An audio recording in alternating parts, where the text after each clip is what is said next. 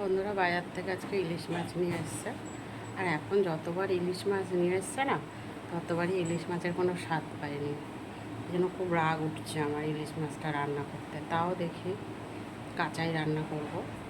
তো চলো কীভাবে রান্নাটা করছি দেখে নাও, খেয়ে টেয়ে তারপর জানাবো কালকে যে কীরকম স্বাদ ছিল ইলিশ মাছটা।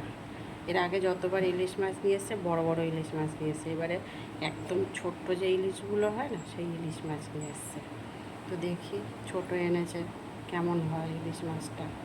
তো চলো ইলিশ মাছটা রান্না করার জন্য কী কী নিচ্ছি আর কীভাবে রান্না করছে তোমাদেরকে একটু দেখিয়ে দিই। তোমরা তো জানোই আমার যে ছোটোখাটো যা আমার পরিবারের যা যা করি আমি তোমাদেরকে দেখাই।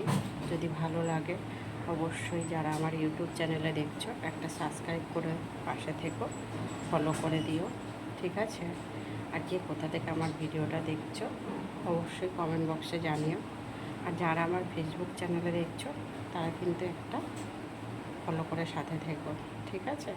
আর কমেন্ট করে দিয়ে যেও কিন্তু, নাহলে কিন্তু আমি যেতে পারবো না তোমার বাড়িতে, ঠিক আছে? তো চলো চটপট দেখে নাও।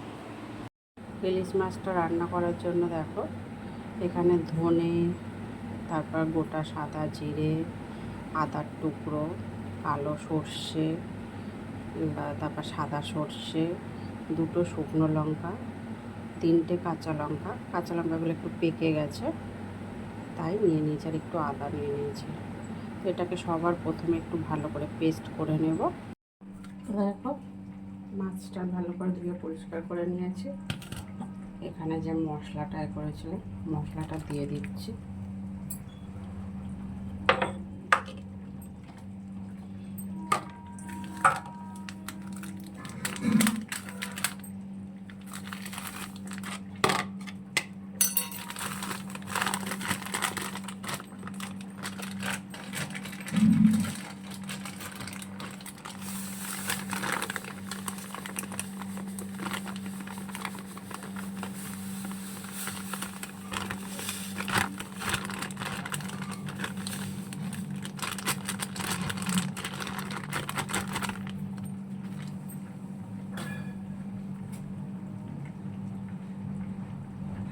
নুন দিয়ে দিলাম স্বাদ মতন।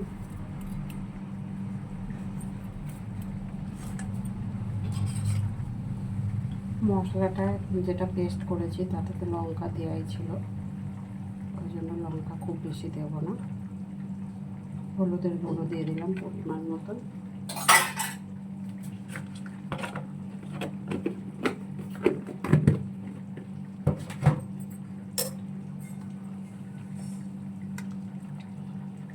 কাঁচা তেলটা দিলাম।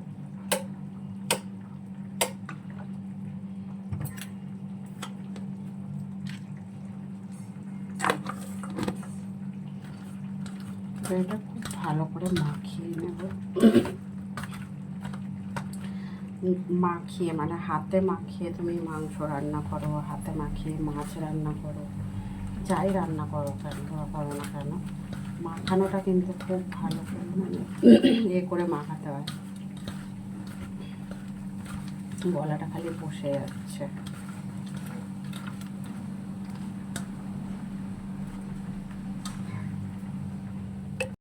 কড়াই তেল দিয়ে দিয়েছি,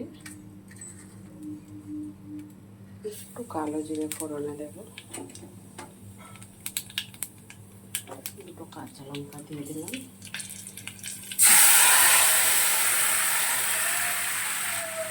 মাছটাও দিয়ে দিলাম।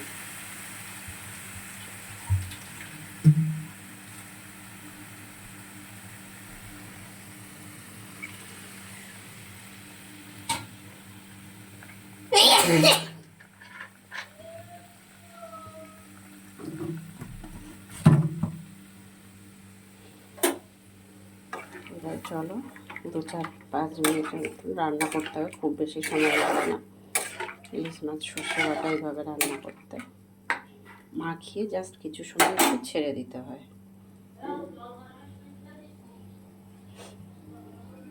এবার একটু ঢেকে দেব, ঢেকে 4-5 মিনিট পর এসে দেখাবো আবার তোমাদেরকে। দেখো 5 মিনিট পরে ফিরে এসেছি। ইলিশ মাছের কালারটা দেখো।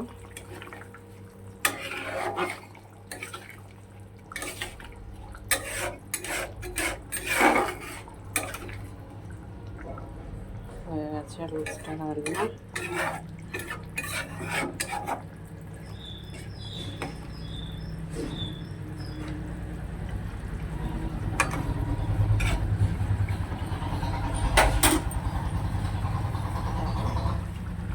মাছটা কিন্তু হয়ে গেছে, আর বেশি শুকনো করবো না, গামা গামা একটু পাতলা পাতলা মতন করছি।